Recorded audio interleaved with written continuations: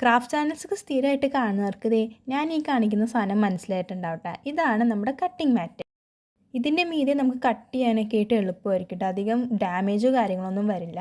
ഞാൻ വാങ്ങിയത് A3 സൈസിലാട്ടോ. A1, A2, A3, A4, A5 അങ്ങനെ പല സൈസിൽ ഇത് അവൈലബിൾ ആണ്. ഞാൻ ശരിക്കും വാങ്ങിയത് ഇതിൻ്റെ മീതെ ക്ലേ ആർട്ടൊക്കെ ചെയ്യാനാണ് കേട്ടോ. ഇതിൻ്റെ മീതെ ക്ലേ ആർട്ട് ചെയ്ത് കഴിഞ്ഞിട്ടുണ്ടെങ്കിൽ നമ്മുടെ ഡെസ്കിലൊന്നും അധികം അഴുക്കൊന്നും ആകില്ലേ. അപ്പോൾ അതൊക്കെ അവിടെ ഇരിക്കട്ടെ. നമ്മുടെ ഇന്നത്തെ ക്രാഫ്റ്റ് ഈ 2 പെട്ടി വെച്ചിട്ടാട്ടോ. ഈ പെട്ടിയൊക്കെ കാണുമ്പോൾ നിങ്ങൾ വിചാരിക്കും ഞാൻ ഭയങ്കരമായിട്ട് ഓൺലൈൻ ഷോപ്പിംഗ് ചെയ്യുന്ന ആളാണെന്ന്.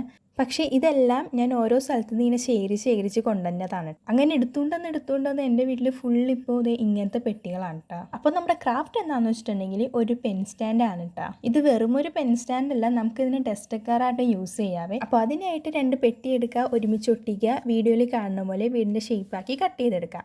ആൻഡ് വീടായി കഴിഞ്ഞാൽ മേൽക്കൂര വേണമല്ലോ. അപ്പോൾ അതിനായിട്ട് ഞാൻ ഈ ഐസ്ക്രീം സ്റ്റിക്സ് ഒക്കെ എടുത്ത് ഒട്ടിക്കാമെന്ന് വിചാരിച്ച്. അപ്പോഴാണ് ഞാൻ ആ ചതി മനസ്സിലാക്കുന്നത്. എൻ്റെ കയ്യിലിരിക്കുന്ന ഐസ്ക്രീം സ്റ്റിക്കിന് ആ വീടിൻ്റേതായ നീളവും ഇല്ല, വീതിയില്ല.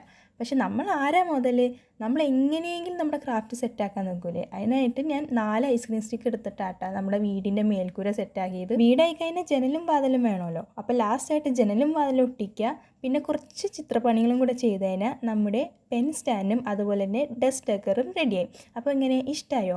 അപ്പോൾ വെക്കേഷനൊക്കെ അല്ലേ, എല്ലാവരും ഇത് എന്തായാലും ട്രൈ ചെയ്യണം കേട്ടോ. അപ്പോൾ വീഡിയോ ഇഷ്ടപ്പെട്ട ലൈക്കും സബ്സ്ക്രൈബും മറക്കണ്ട.